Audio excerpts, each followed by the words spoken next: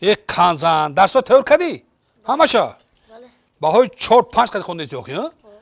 یک کانزان حالی دستا را میشیم بیا بریز یک کانزان میشیم هی جانا را حالی امروز اوقات کدگه اوقات میخوری مایلش؟ پدرجان من روز اوقات خوردم در خونه که سعید جان. خوراک نمیخوری با؟ نه نمیخورم من خوردگیم. تو چیلی که یک موهای در خونه خوراک نمیخوری ها؟ در کجا خوراک میخوری تو؟ نه که سعید جان. خونه که سعید جان ده؟ بله.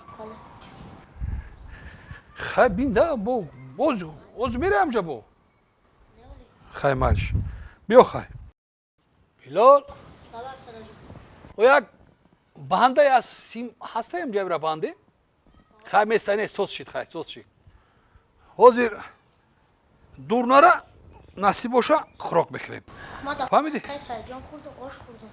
چی خوردی؟ آش. ای دبت هم سعید جان نزده ای تو؟ هر روز در خونه سعید جان آش خوردم من تو خوردم اوقات خوردم دبت چون نزده ای؟ میره چی میگنه؟ من وقتی میرفتم باید خرسان میشیدم. خرسان میشیدن؟ حالی بریم خرسان میشه همو رفتی؟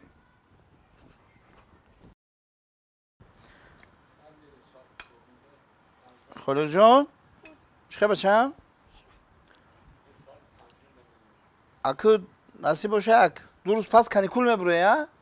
آه قنش ازن انا جون کم کم دو در تیاد میتی کنی بی بسم الله الرحمن الرحیم زنک اوی شوربات کمتر کشیدی کو این نانی عرصه تریزه کردیم گیری بچم گیری بسم الله بیا ما گرفتیم قدی بچه ها گرفتیم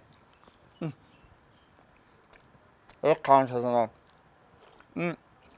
گیری بچم گیری بچه جون انا جون کم کم دو در تیاد داده سیاخی کم کم درس را یادته تو سیفی دو شدی ها؟ بله خاله جون سیفی یکه کم کم اکش گوش فهمیدی؟ بازم فوتبال میکنی؟ فوتبال رو نقض میبینی ها؟ باشه جون برای این وقتی که دو درس یاد دادی شما باید انمی آزمونه هسته کو در تلویزیون نشون میتیم انمی شما باید اشتراک کنه بگم که بچه اکای سعید جون برآمد کرده آزمونو خانش ازنه بچه جون گیه نیو چطور نبینه؟ بیا بچم گیره اوشا وکا او ها آمدی؟ خوش آمدی بیا همه خدا کت نمیرسیدی